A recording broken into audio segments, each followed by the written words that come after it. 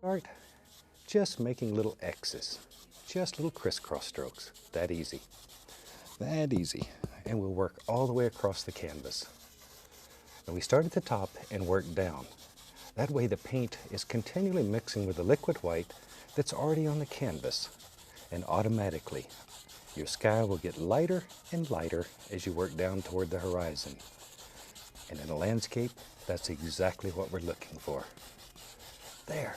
Let the canvas work for you. Allow the colors and the paint, everything to work together to make it easy. This is a painting technique that you can do. There's no big secrets here. People who have never painted do this every day, and it works for them. All right. I think I'll have some water in this painting today.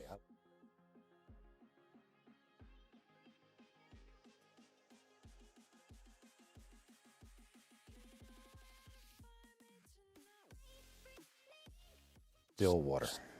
So pull from the outside to in, like so. That's all there is to it. We'll go to the other side, do the same identical thing. But I suggest you pull from the outside in. If you start here and go across, it leaves a big line that's very hard to work out. There, so pull from the outside in. And it leaves a little area in here that's sort of light. If everything works just right, it'll look like a sheen of lights just streaking right across your water. Sneaky, but it works great. There we go. Now then, I want to darken the corners on this. And right up in the corners, I'm just going to add a small amount of the Prussian blue. Like that. Now when the painting is completely done, these dark corners will help lead the eye toward the center of the painting. There. That's really all there is to it. And we'll put a little.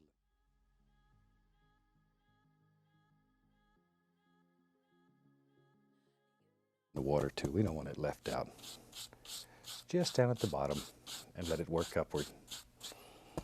There. Shoot, we're in business already. Thought today we'd just do a little mountain scene. It's very pretty, very easy to do. All right.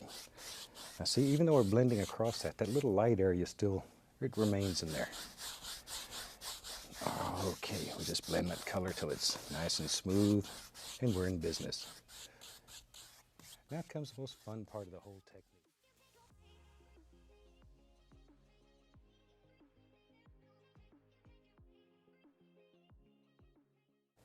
Yeah, right in here. Just decide where you think this little mountain lives in your world and drop it in.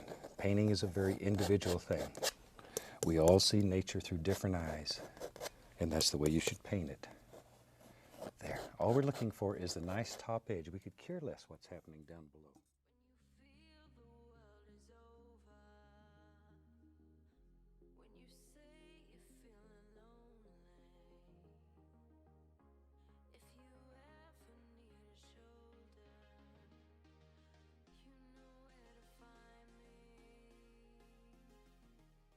Right up in here, I want you to see how dark it is. Don't be afraid of it because it's dark. We're going to put a few little highlights on it. But you decide where all the little protrusions on your mountain live. Little bumps. Maybe. Yeah. How about one right there? But it's that easy. And there is no right or wrong here. The only rule that we have here is that painting should make you happy. You should enjoy it. And if it does that, then it's good. Then it's good. All right. I get letters.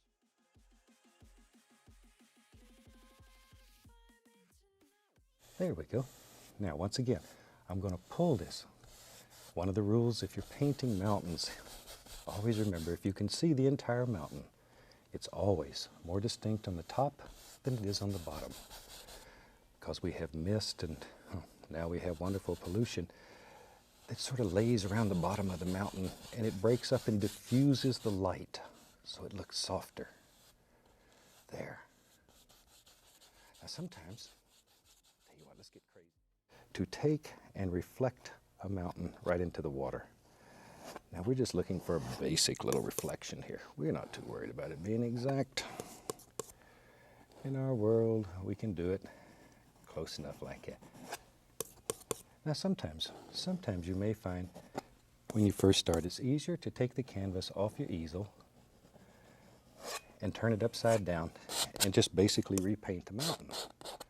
If that works for you, that's okay. Any way that it works.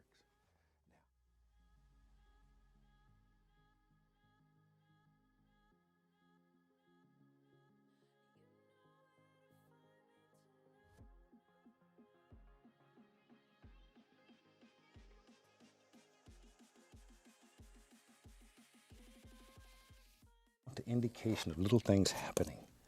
No pressure, absolutely no pressure. Just let it float right across there.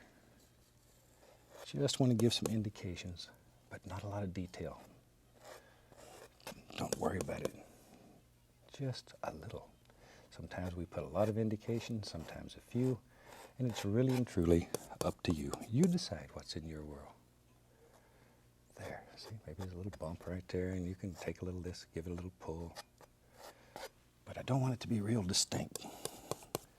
Just sort of a quiet little place there. There. But that easy. No pressure on the knife. I know I say that over and over in the shows, but it's probably the single biggest mistake people make when they first start is applying too much pressure on the knife.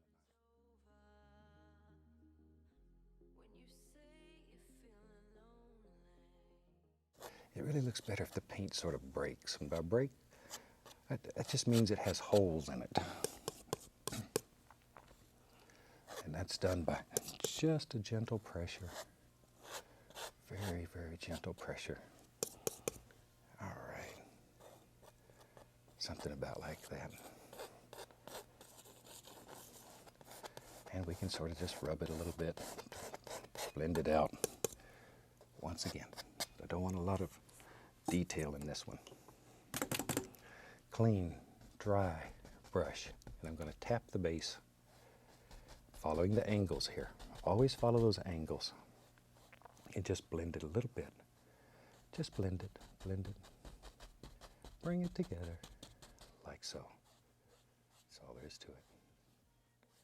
All right. Now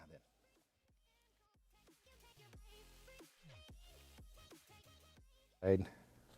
Yeah, there we go. Maybe right in here, there's a little foothill lives right here. Just a little footy hill right at the base of the mountain. Just tap in the basic shape that you want it to be. Maybe something about like that. It doesn't matter. It's up to you. There. See there? Now, very gently grab it and lift up. Tiny little strokes though, short little strokes. And do it in layers. It'll give the impression of distant trees that live far away. They live right at the base of this old mountain. What a view they would have. A little touch of that color, and we can go right in here and give the indication of a little reflection of that. That easy. Closer to us, but living very far away. Very far away. Just touch it. All you're doing is putting a little line of paint, and then you lift it upward. Could not be simpler. There. There, it's all. Here. And with that, we'll just put the indication, maybe like here, right there. See? See? I'm sorry, I get excited. I've painted like this for 20 years, and I still get excited when I see it work. It's so wonderful. I was a traditional painter for many years, and I now call that my agony years, because I agonized over paintings. A little bit of liquid white, and we'll just cut in a little water line, just a little tiny water line. This is sort of a light area that separates the two darks. There. We're going to have a big tree that lives right here.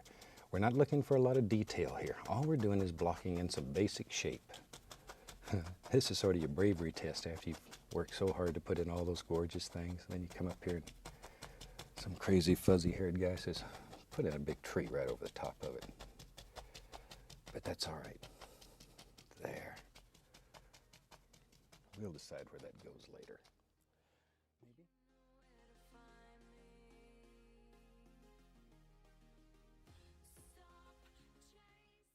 Up on the canvas, you can put this right on here. It'll go right on the top without mixing together. But the paint on your brush has to be a little bit thinner than what you have on the canvas already. It'll always pull toward the thickest area. There we are. Now our yellows are made just a little bit thinner, so that works automatically. There. Maybe undone like that. And I'm going to change the flavor a little bit, add a little bright red, a little yellow ochre. Maybe, yeah, you're right. Right there. There's another little tree, bush, whatever you want to call him. Wherever. But we're still just using the corner of the brush. It's really all there is to it. And I'm going to dip the brush into a little touch of paint thinner. I want to make it just a little thinner. I'm going to go over several layers of paint here. There. But if you add paint thinner, add the smallest amount possible. You don't need much. Don't need much. Tell you what, let's do. Let's have some fun. Clean off a little spot to work here. Even a palette this big, I still run out of room. We're going to take. Watch. You can make the indication of little stones all in one stroke like that. That easy. That easy. Now, pull a little reflection down, like so. Come across. Go back to our little brush that has the grassy color on it. Put in a few little highlights here and there. Just a few little dooders. Now, back to this. And maybe there's a little, little stone lids right there.